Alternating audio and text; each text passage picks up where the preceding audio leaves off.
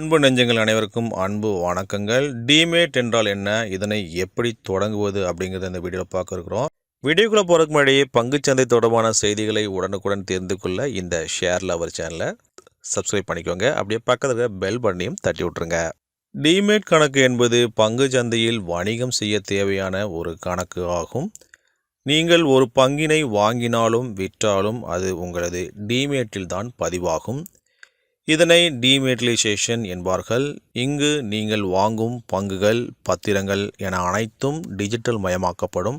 இன்றைய காலகட்டத்தில் பெரும்பாலான வங்கிகளே இந்த சேவையினை வழங்கி வருகின்றன. HDFC வங்கி, ICICI வங்கி என பல வங்கிகளிலும் டிமேட்டினை தொடங்கிக் கொள்ளலாம். டிமேட்ரி கணக்கு தொடங்கும் இவர்களை டெபாசிட்டரி பார்ட்டிசிபேட் என்றும் குறிப்பிடுவார்கள். இந்த சேவையினை வங்கிகள் மட்டுமல்ல பங்குதாரர்களை ஓபன் செய்தும் கொடுக்கிறார்கள். இதற்கு என்னென்ன ஆவணங்கள் தேவை அப்படிங்கிறத பார்க்கலாம். இந்த டிமேட் கணக்கு தொடங்க கட்டணம் வசூலிக்கப்படும். இது 500 ரூபாய்க்குள் இருக்கும். டிமேட் கணக்கு தொடங்க Aadhaar card, PAN card, photo, cancel cheque leaf, வங்கி பரிவர்த்தனை ஸ்டேட்மெண்ட் உள்ளிட்ட ஆவணங்களை கொடுக்க வேண்டியிருக்கும். ஒருவர் எத்தனை டிமேட் கணக்கினை வேண்டுமானாலும் தொடங்கிக் கொள்ளலாம். இந்த கணக்கு ஒரு வாரத்தில் செயல்பாட்டுக்கு வரும். சரி, டிமேட் தொடங்கியாச்சு, இப்போது நான் பங்குகளை வாங்க முடியுமா என்றால் நிச்சயம் இல்லை. இதற்காக நீங்கள் ட்ரேடிங் அக்கௌண்ட்டையும் தொடங்க வேண்டும். இந்த ட்ரேடிங் அக்கௌண்ட் தொடங்க நீங்கள் தனியாக அலைய வேண்டியதில்லை. ஸ்டாக் புரோக்கர்களே தொடங்கி கொடுத்து விடுவார்கள். இதற்கும் ஏற்கனவே கூறிய ஆவணங்களே போதுமானது.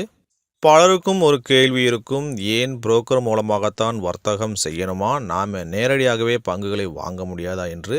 இதில் பல தவறுகள் ஏற்படுமோ என்ற அச்சமும் எழுந்துள்ளது. சரி, புரோக்கர்கள் தவறு செய்ய மாட்டார்களா என்ற கேள்வியும் எழுந்துள்ளது.